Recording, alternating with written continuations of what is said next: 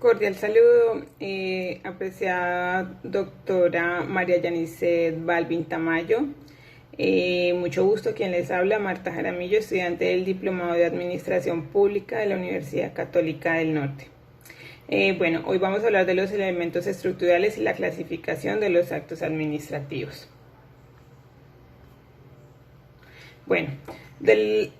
Podemos iniciar con la teoría del acto administrativo, donde esta nos da y nos habla de dos conceptos muy específicos.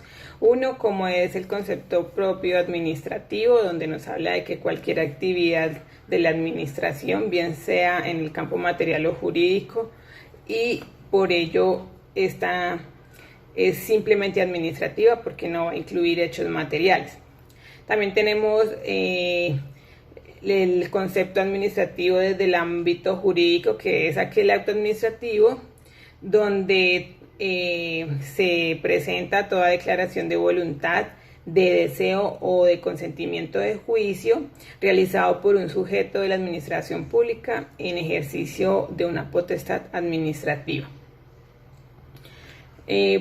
Ahora vamos a repasar un poquito los actos administrativos, su estructura y sus principales características. Podemos partir de que los actos administrativos son la génesis de las normas, pues de todas estas parten de un acto administrativo. Las principales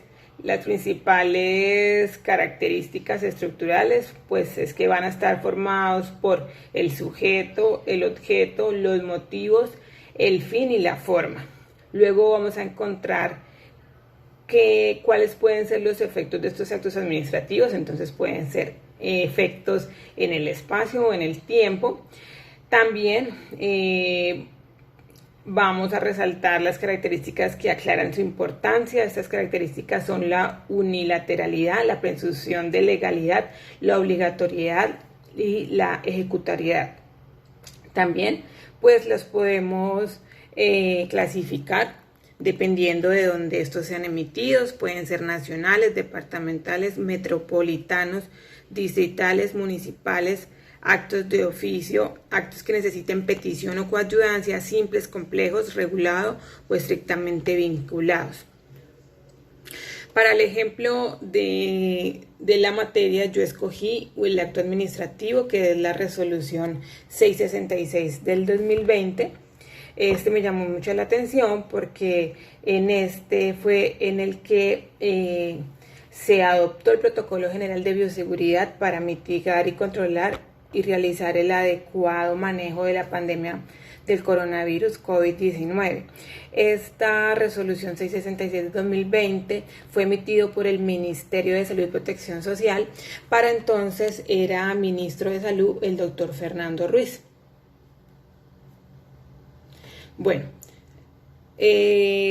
Yo clasifiqué este acto administrativo según pues el acto. Esta resolución es un acto general. Según el sujeto, pues fue emitida por el Ministerio de Salud y Protección Social, por el doctor Fernando Ruiz Gómez. El objeto, pues, como lo podemos evidenciar, es adoptar el Protocolo General de Bioseguridad para todas las actividades económicas, sociales y sectores de la administración pública. ¿Cuál era la finalidad de este protocolo? Pues disminuir la transmisión de la enfermedad al ser implementado por todos los trabajadores o los destinatarios administrativos y las entidades y sus dependencias. ¿Cuál fue el motivo de la emisión de esta resolución? El motivo fue que la evidencia mostró que la propagación del coronavirus continuó a pesar de los esfuerzos que se hicieron en la sociedad y en el Estado.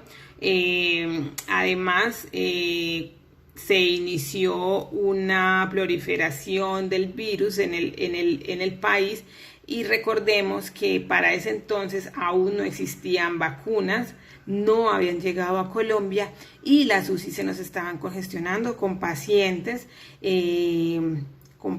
enfermos por COVID-19. El fin del presente acto administrativo pues son por el medio del cual se adopta el protocolo de bioseguridad para mitigar, controlar y realizar el adecuado manejo de la pandemia del coronavirus o COVID-19. La forma, pues esta resolución 666 del 2020 fue dada en Bogotá a los 24 días del mes de abril del 2020 y se publicó en el Boletín Oficial del Estado, se presentó por los principales medios de comunicación y se notificó a las partes interesadas por boletín y por correo electrónico. Los efectos, pues los efectos fueron en tiempo y espacio. En tiempo porque buscaba reducir un poco la propagación del virus, y en espacio porque nos empezamos a dar cuenta que teníamos que dejar la presencialidad para entrar a la virtualidad y asimismo ingresar al autocuidado de nuestros hogares por medio del aislamiento, ya fuera respiratorio, preventivo o el que se tuviera que adoptar dependiendo de los signos y síntomas o dependiendo de la no sintomatología. La importancia, pues esto fue una resolución muy obligatoria con el fin de evitar y disminuir la propagación. La clasificación pues fue de orden nacional para todo el territorio colombiano.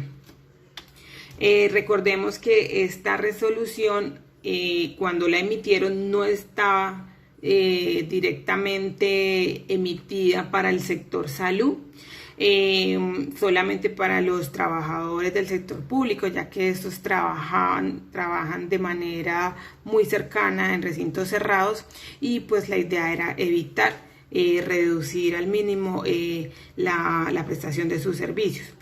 Así pues, en este caso también se obligó a reportar a la EPS y a las ARLs correspondientes los casos sospechosos o confirmados de COVID-19, ya que las personas pensaban que si se llegaban a incapacitar perderían sus empleos o no iban a ser remunerados. Bueno, también cabe resaltar que este acto administrativo fue derogado por el artículo 9 de la resolución 777 de 2021, por medio del cual se definieron los criterios y condiciones para el desarrollo de las actividades económicas y sociales del Estado. Bueno, en esta resolución ya se profundizó más porque se llegó al pico de la pandemia y ya ingresamos a la virtualidad.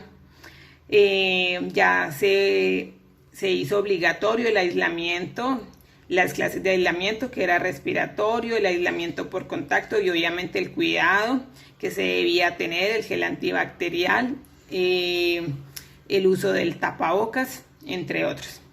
A su vez, este artículo 9 de la resolución 777 del 2021 fue derogado por el artículo 4 de la resolución 350 del 2022, donde este nos hablaba o nos incluía el ámbito de aplicación, donde se empezó a hacer la aplicación masiva de vacuna contra COVID-19, ya fuera Moderna, AstraZeneca o Pfizer.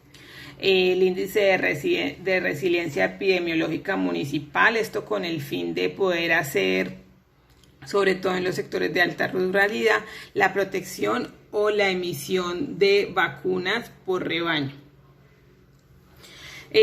Así también las personas que ya hubieran completado los esquemas de vacunación podían empezar a regresar a la presencialidad.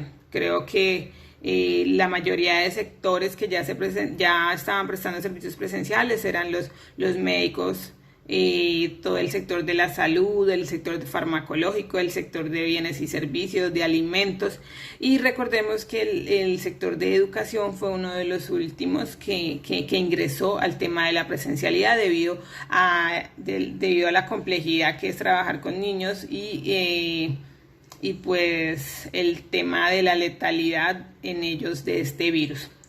Así pues concluimos esta presentación. Muchas gracias por su atención. Muy amable.